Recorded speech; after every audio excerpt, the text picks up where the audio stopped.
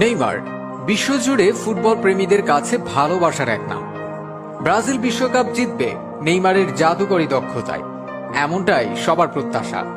কিন্তু কিভাবে ব্রাজিলের সাও পাওলোর সেই ছোট্ট শিশুটি আজকের বিশ্বখ্যাত ফুটবলার হলেন, সেই গল্পটি কি সবার জানা আছে? তো চলুন জেনে নেওয়া যাক নেইমারের ছোটবেলার অজানা গল্প। নেইমারের জন্ম 1992 সালের 5 ফেব্রুয়ারি ব্রাজিলের সাও পাওলোতে। তার পুরো নাম Neymar da Silva Santos junior, বাবার নাম নেইমার সিনিয়র। তিনি ছেলেকে আদর করে জুনিনহো বা জুনিয়র বলে ডাকেন।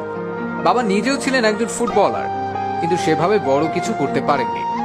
স্বপ্ন দেখতেন ছেলেকে দিয়েই পূরণ করাবেন ব্রাজিলের জাতীয় দলের খেলার স্বপ্ন। ছেলেকে বড় করে তুললেনও সেইভাবে। শিশু নেইমার হাঁটতে শেখার আগেই ফুটবলে লাথি মারা শিখে গেলেন।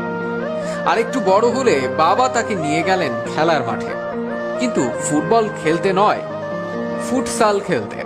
ফুটসাল হচ্ছে ইনডোরে কম খেলোয়াড় নিয়ে ফুটবল।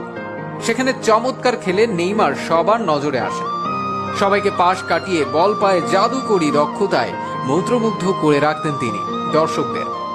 স্বপ্ন পূরণের পথে প্রথম সাফল্য আসে যখন মাত্র 11 বছর বয়সে ব্রাজিলের শীর্ষস্থানীয় ক্লাব সান্তোস যুব দলে খেলার সুযোগ পান তিনি। 2009 সালে মাত্র 17 বছর বয়সে পেশাদারী ফুটবল ক্যারিয়ারের সূচনা ঘটে। সে বছরই সেরা খেলোয়াড় হিসেবে অ্যাওয়ার্ড জিতে নেন তিনি।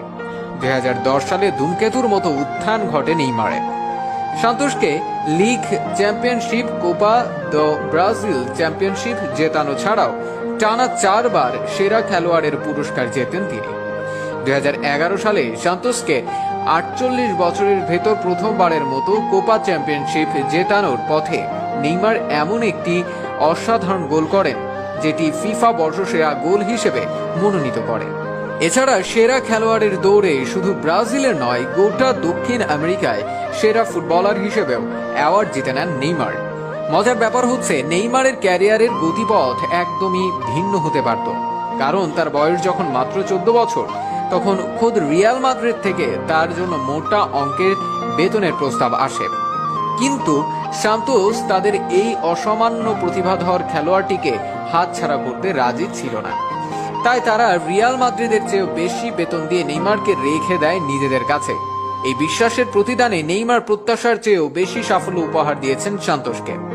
কিন্তু সান্তোস আর কতদিন নেইমারের মতো এত বড় মাপের আন্তর্জাতিক মানের তারকাকে নিজেদের কাছে ধরে রাখা সম্ভব নয়।